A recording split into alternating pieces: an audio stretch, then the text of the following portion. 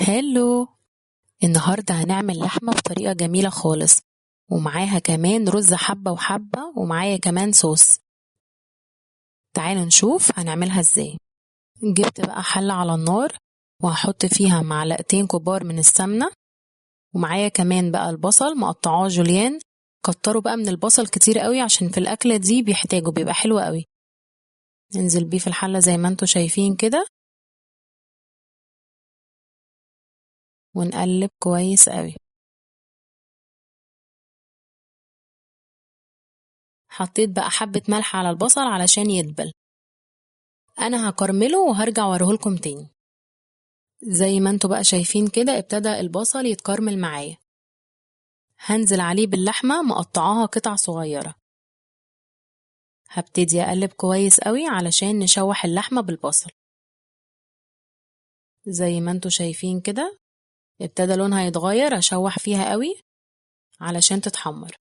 هنزل بقى على اللحمة بفلفل اسود معلقة صغيرة، ومعلقة ملح صغيرة،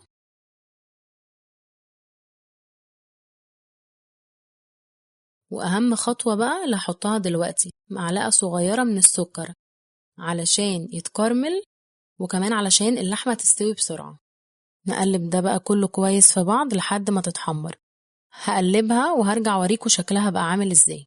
بصوا بقى اللحمة ابتدت اهي لونها يتغير، هقلب فيها كويس قوي وكل شوية اقلب فيها. بصوا بقت جميلة جدا، لسه كمان لما تستوي. بصوا شكلها بقى عامل ازاي. هنا بقى ابتدت تتحمر معايا وادتني لون. هنزل عليها بالمية المغلية واقلبها كويس قوي، وهغطيها واسيبها بقى مع نفسها تستوي على نار هادية. تعالوا بقى نعمل الرز لحد ما اللحمة تستوي.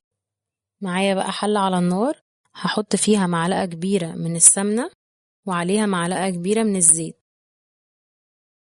وهنزل بالجزء بتاع الرز علشان هنعمل رز حبة وحبة. ابتدي بقى اقلب كويس. انا بقى هقلب فيه لحد ما يصفر وهرجع اوريهولكم تاني. دلوقتي بقى شكله بعد ما اصفر اهو.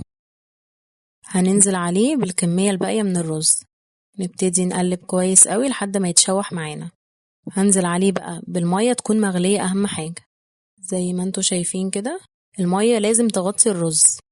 هحط عليه بقى الملح، ملح طبعا حسب الرغبة، وهنزل عليه كمان بالفلفل الاسود. الفلفل الاسود بيديله طعم حلو قوي. ونقلب كل ده كويس قوي.